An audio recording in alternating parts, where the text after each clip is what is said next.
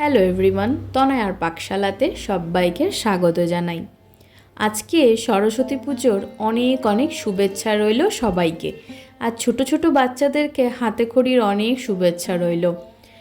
এই উপোসের পর অনেক সময় কিন্তু আমরা ঘোল খেয়ে থাকি, তাই মনে হলো আজকের এই রেসিপিটি আজকের জন্য সবথেকে সেরা একটা রেসিপি, তাই তোমাদের সঙ্গে শেয়ার করলাম।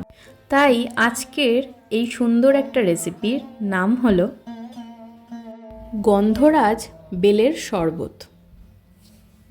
এর জন্য দেখো আমরা এখানে একটা বেল নিয়ে নিয়েছি বেশ বড় মাপের। এবার এটাকে করার পালা। বাটির মধ্যে দিয়ে দিলাম একটু ঠান্ডা জল। বেলটাকে খুব ভালো করে ফাটিয়ে নিয়ে চামচের সাহায্যে এইভাবে বেলের যে কাঁটটা আছে সেটাকে কিন্তু আমাদের এই জলের মধ্যে সম্পূর্ণটা নিয়ে নিতে হবে। এখান থেকে কিন্তু আমরা হাতের সাহায্যে খুব ভালো করে কিন্তু চটকে নেব। দেখো খুব ভালো করে এইভাবে চটকে নিতে হবে। আজকের রেসিপিটা কিন্তু যুগলবন্দি, কেননা এখানে রয়েছি আমি, আমার মা আর পিসি। দেখো এখানে মা করলো একটা 10 টাকা দামের আমুলিয়াকে ঈষদুষ্ণ গরম জলে খুব ভালো করে গুলে নিল। ততক্ষণে কিন্তু এখানে এই কাঁধের থেকে কিন্তু সম্পূর্ণ যে দানাটা থাকে সেই দানাটা আর এখানে একটু আঁশ থাকে, সেটাকে এইভাবে আঙুলের সাহায্যে চেপে চেপে তুলে নেব। এবার এই ঈষদুষ্ণ গরম দুধের মধ্যে দিয়ে দিলাম গুড়ের বাতাসা। বাতাসা কিন্তু পেটের জন্য খুব ভালো, তোমরা চাইলে এখানে চিনির ইউজ করতে পারো। দেখো এখানে পিসি কিন্তু সম্পূর্ণ এর মধ্যে দিয়ে যে দানাটা ছিল সেটা তুলে নিয়েছে। দিলাম পরিমাণ মতন একটু নুন। যে কোনো জিনিসে একটু নুন না দিলে তার স্বাদ যেন বাড়েই না। এবার সেই দুধটা এর মধ্যে দিয়ে দেবো।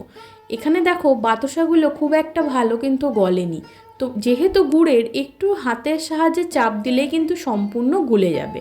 তোমরা চাইলে আগে থেকে কিন্তু এটা ভিজিয়ে রাখতে পারো। দেখো খুব ভালো করে এইভাবে দেওয়া হলো। ঘোলটা টুইস্ট বাড়ানোর জন্য দেওয়া হলো গন্ধরাজ লেবুর রস। সচরাচর কিন্তু বেলের শরবতে আমরা কিন্তু এইভাবে গন্ধরাজ লেবুর রস ইউজ করি না, কিন্তু আমি তোমাদের হাইলি রেকমেন্ড করব একবার করে দেখো, খেতে কিন্তু ভীষণ ভালো হয়েছিল। দিলাম বেশ খানিকটা পরিমাণে টক দই। এখানে যা যা রেসিপির মধ্যে দেওয়া হলো সম্পূর্ণটাই কিন্তু পেট ঠান্ডা করার জিনিস। দেখো এবার একটা কাপের মধ্যে দিয়ে দিলাম সেই ঘোলটা। দেখতে কি ভালো লাগছে না?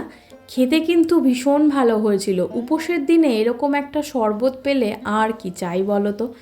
এবার গন্ধরাজ লেবুর একটা স্লাইস এইভাবে গোল করে কেটে দিয়ে দিলাম কাচের গ্লাসের গায়ে। ব্যাস, এনজয় করো। জাস্ট অসাধারণ খেতে হয়েছিল এই রেসিপিটি। যারা ফার্স্ট টাইম চ্যানেলটা ভিজিট করলে তাদের কাছে অনুরোধ রইল চ্যানেলটা সাবস্ক্রাইব করো, পাশে থাকা বেল আইকনটি প্রেস করো যাতে নতুন নোটিফিকেশান তোমাদের কাছে চলে আসে।